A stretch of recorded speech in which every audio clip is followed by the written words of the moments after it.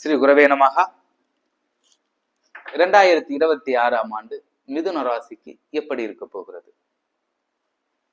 இந்த மிதுனம் அப்படின்ற போது ஒரு கலாநயமிக்க ஒரு சிறப்பு வாய்ந்த நபர்களை உருவாக்கக்கூடியது இந்த மிதுன ராசி.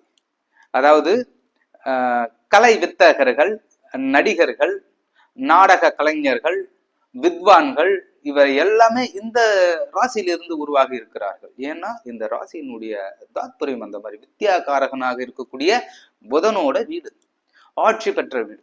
இந்த அமைப்புல இந்த ஆண்டுகள் உங்களுக்கு எல்லாம் எப்படி இருக்க போகிறது? மிருகசீரிஷ நட்சத்திரம், திருவாதிரை நட்சத்திரம், புனர்பூச நட்சத்திரம். இந்த மிருகசீரிஷ நட்சத்திரத்தில் பிறந்த அன்பர்களுக்கு சற்றே கவனமுடன் செயலாற்றுவது நல்லது.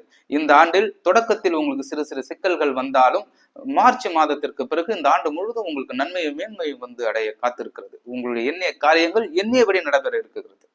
அடுத்ததாக திருவாதிரை நட்சத்திரம். திருவாதிரை நட்சத்திரத்தில் பிறந்த அன்பர்கள் கல்வி கேள்விகளில் சிறந்து விளங்க வாய்ப்புகள் அதிகம். திடீர் பணவரவு, திடீர் பிரயாணத்தால் அதிர்ஷ்டம், வெளிநாடு பயணத்தால் அதிர்ஷ்டம், வெளிநாடு நண்பர்களால் அதிர்ஷ்டம் வாய்க்கக்கூடிய ஒரு ஆண்டாக இந்த ஆண்டு இருக்க போகிறது. புனர்பூச நட்சத்திரம், அதாவது அந்த குருவனுடைய நட்சத்திரத்தில் பிறந்த அன்பர்களுக்கு இது நாள் வரை இருந்து வந்த சொத்தில் இருக்கக்கூடிய வில்லங்கங்கள் விலகி உங்களுக்கு சொத்து பரிபூரணமாக உங்களுக்கு முழுமையாக வந்து அடையக்கூடிய வாய்ப்பையும், திடீர் திருமண யோகத்தையும், பிள்ளை பேர், அதாவது இது ரொம்ப ஆண்டுகளாக குழந்தை இல்லாதவர்களுக்கு மிக விரைவாக குழந்தை பேர் உருவாக காத்திருக்கிறது. மொத்தத்தில் இந்த மிதுன ராசி அன்பர்களுக்கு மிக சிறந்த ஆண்டாக இருக்கும்.